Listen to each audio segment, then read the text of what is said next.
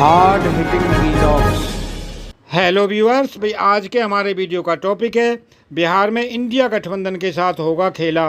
लोकसभा चुनाव से पहले हिट विकेट होंगे नीतीश कुमार। दोस्तों, यूपी में मायावती की बीएसपी, तेलंगाना में केसी राव की बीआरएस, बंगाल में सीपीएम, ओडिशा में बीजेडी, असदुद्दीन ओवैसी की एआईएमआईएम, झारखंड में जेएमएम, अरविंद केजरीवाल की आम आदमी पार्टी और बिहार में नीतीश कुमार की पार्टी जेडीयू जैसे दल कभी भी कोई फैसला ले सकते हैं। इनमें कई पार्टियां तो ऐसी हैं जिन्हें ना एनडीए में जगह मिली है और ना इंडिया में। जो इन दोनों में किसी खेमे के साथ जुड़े हैं, उनमें भी कुछ दल अलग अलग कारणों से तालमेल से खुश नहीं है।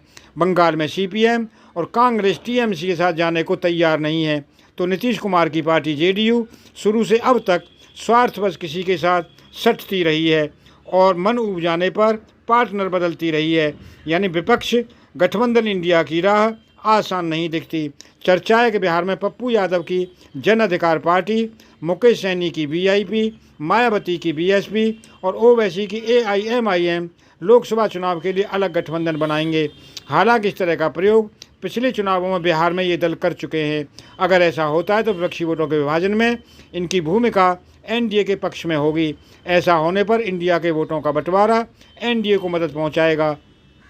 पप्पू यादव ने पहले कोशिश की थी कि उनकी पार्टी को विपक्षी गठबंधन में जगह मिल जाए। ओवैसी को इस बात की तकलीफ है कि उनकी पार्टी को विपक्षी गठबंधन में किसी ने पूछा तक नहीं। मुकेश सैनी तो एनडीए में जाने की अटकलों के बावजूद निषाद आरक्षण की मांग को लेकर अपनी ज़मीन मजबूत करने के लिए यात्रा पर हैं। बिहार के संदर्भ में ओवैसी की पार्टी इसलिए महत्वपूर्ण हो जाती है कि वर्ष 2020 के विधानसभा चुनाव में उसके 5 विधायक निर्वाचित हुए थे। हालांकि उनमें से 4 बाद में आरजेडी के साथ चले गए। ओवैसी के मन में इस बात की भी खुन्नस हो सकती है, इसीलिए लोकसभा चुनाव में वे विपक्षी गठबंधन का खेल बिगाड़ने के लिए कोई कसर शायद ही छोड़ें। देश में विपक्षी एकता की पक्षधर कांग्रेस और सीपीएम नहीं चाहती कि पश्चिम बंगाल में टीएमसी के साथ कोई समझौता हो। दोनों टीएमसी से इतनी नाराज़ क्यों हैं, या इससे भी समझा जा सकता है कि सागर की विधानसभा सीट पर दोनों के साझा उम्मीदवार की जीत हुई तो टीएमसी ने उसे अपने पाले में कर लिया। पंचायत चुनाव में 50 से अधिक लोग मारे गए, जिनमें बीजेपी के अलावा ज़्यादातर कांग्रेस और लेफ्ट के समर्थक थे। तीसरी वजह ये कि ममता बनर्जी तालमेल की स्थिति में 1-2 सीटें देकर इन्हें निपटाना चाहती हैं। टीएमसी के भरोसेमंद सूत्र के मुताबिक पार्टी ने लोकसभा की 30 सीटें जीतने का लक्ष्य रखा है, इसलिए टीएमसी 2 सीटें ही लेफ्ट और कांग्रेस को देना चाहती है।